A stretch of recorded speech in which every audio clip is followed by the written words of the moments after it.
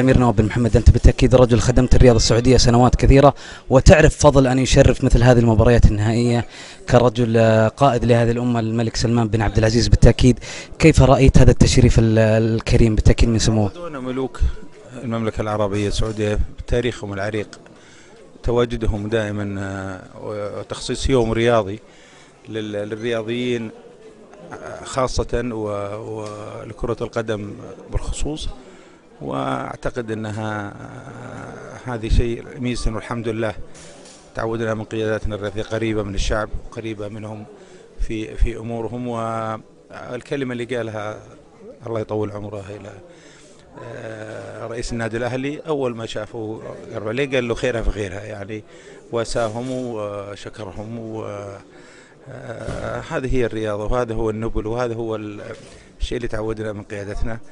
الله يطول عمره ويعزه ولا يعز عليه، وإن شاء الله نتقابل في مناسبات أخرى وفي إنجازات أخرى وأمجاد أخرى إن شاء الله. سمو الأمير، وإحنا عرفناك أنك عضو شرف هلالي وما شاء الله تبارك الله، أنت من الناس اللي تعمل وتخدم الرياضة السعودية، ولا مانع أيضا من أنك تقول أنا هلالي وأفرح فوز الهلال. أنت اليوم أمانة بعد ما رجع الأهلي وسجل هدف التعادل ما خفت شوي؟ فريقي كان أفضل، يعني شكل فريقي كان أفضل من الشوط الأول، فريقي كان أفضل، يعني ما كان في مجال، يعني ولو الهدف حقهم كرة ثابتة، الثاني ضربة جزاء. يعني احنا سمعنا ان الامير نواف بن سعد ممكن يغادر، ممكن يبقى. انت كعضو شرف ايش راح تقول للامير نواف لو فكر حتى بالمغادرة؟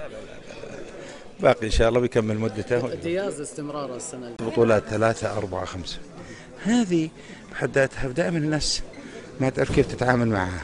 الهلال اليوم سمو الامير امام الاهلي، يعني كيف شفت مستواه؟ لا مستواه كنت خايف من المباراة؟ لا ابدا، انا كنت من كثر متوقع ان تكون افضل، ان النتيجه تكون اكبر من كذا. بعدين الهلال لم يوفق الشوط الاول الهلال كان 90%، الهدف اللي جاء فيه هدف المفروض ما يدخل فيه، يعني خطأ وشاء اللاعب، لكنه احتكاك الحارس يعني لم يوفق فيه، المفروض انه عرف كيف يتفادى.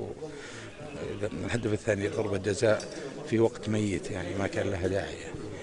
لكن أنا أعتقد أن نحن المباراة عموما يعني مباراة كؤوس، يعني لا تنسى النادي الأهلي لعب حسب إمكانياته، ظروفه ما كانت طيبة، مبين عليه، يعني سنوات الاثنين يتعورون، لاعب برا مصاب، يعني عنده مشاكل، يعني هذا لا يقلل من قيمة فوز الهلال، بس الهلال كان أفضل. يتأخر عن البطولات إلا سنتين. أنا أعتقد أن قوة الهلال في إدارات المتعاقبة، وأنها الواحدة لما تيجي كانت تكمل المتبقي، يعني ما كانت هي ترجع عشان تعيد هيكلة شيء قديم.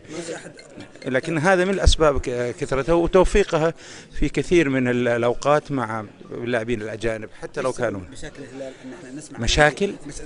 اقول لك ما في، نحن نسمع دقيقه، نسمع عن الاتحاد مشاكل، النصر مشاكل، الاهلي، ليش الهلال ما في مشاكل؟ لا في مشاكل، لا في مشاكل ما تظهر، لأنها المفروض أنها ما تظهر.